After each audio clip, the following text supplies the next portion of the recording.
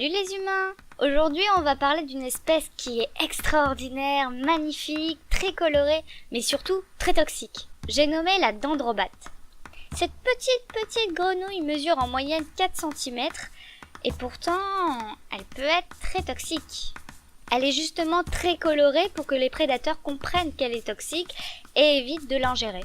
Si vous la touchez, vous risquez une grave irritation, voire peut-être la mort selon les espèces. Elle est très vénéneuse.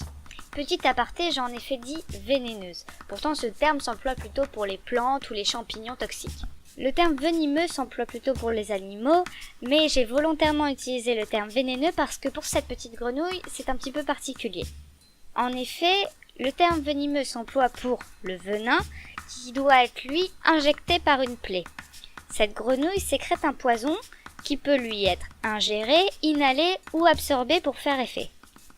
Les deux sont chimiquement considérés comme des toxines, mais ce qui différencie les deux termes, c'est le mode d'administration.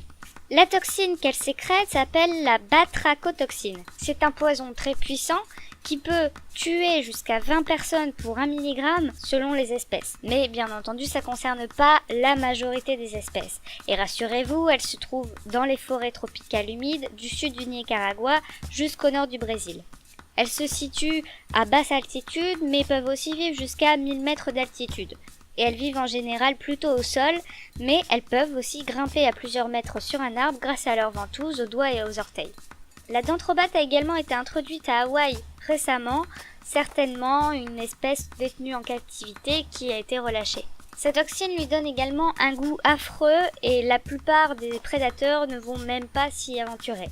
Mais dans le cas où un prédateur avalerait cette grenouille, le but principal est de le faire régurgiter pour que la grenouille survive. Mais elle peut aussi paralyser ses prédateurs dans certains cas. Des tribus amérindiennes frotteraient d'ailleurs leurs flèches sur le dos de ces grenouilles pour en récupérer le poison et pouvoir tuer d'autres espèces. Malheureusement, elles utilisent aussi cette toxine pour la frotter contre la peau de jeunes perroquets après avoir déplumé une partie ou la totalité de leur peau et permettre une coloration anormale de leurs plumes, ce qui est très prisé pour confectionner des parures. C'est l'intoxication de leur épiderme qui crée cette coloration anormale. La grenouille est un amphibien. Ce terme signifie double vie. Elle vit dans l'eau mais aussi sur terre. Son espérance de vie est de 5 à 7 ans, sauf pour certaines espèces comme la dendrobate auratus et la dendrobate azureus qui, elles, peuvent vivre plus de 10 ans. Les femelles se distinguent des mâles parce qu'elles sont plus grosses, mais à part ça, il n'y a pas beaucoup de signes distinctifs entre les deux sexes. Bien sûr, sa belle coloration est donc très prisée des collectionneurs. Certaines populations en Amérique latine, plutôt pauvres, utilisent le marché de l'élevage de ces grenouilles pour pouvoir vivre plus décemment. Cette technique est en effet préférable à la déforestation qui, elle, détruit l'habitat des grenouilles et donc favorise leur disparition. Les grenouilles vendues ne sont que des grenouilles nées en captivité et donc l'espèce n'est pas menacée par cet élevage. Mais des tas de vies de grenouilles restent en captivité, vivent dans des terrariums très petits et donc n'ont pas la liberté nécessaire pour s'épanouir. Bien entendu, cette grenouille n'est plus toxique ou très peu en captivité. Cette constatation permettrait de déduire que leur toxicité proviendrait de leur alimentation. En effet, ces grenouilles sont insectivores et donc ingèrent des insectes qui contiennent de l'alcaloïde qui permet aux grenouilles de sécréter la batrachotoxine par transpiration. Ces insectes ingéreraient cet alcaloïde directement dans les plantes qui en contiennent et dont ils se nourrissent. Les grenouilles peuvent donc, à l'état sauvage, manger des termites, des fourmis, qui leur permettent de sécréter ces toxines, mais aussi des collemboles, des acariens. En captivité, ils mangent aussi des pucerons, des drosophiles et des microgrillons. L'accouplement chez les dendrobates est précédé d'une parade nuptiale. Le mâle chante pour se faire remarquer de la femelle, et si la femelle accepte, elle approche, et le couple commence sa parade nuptiale.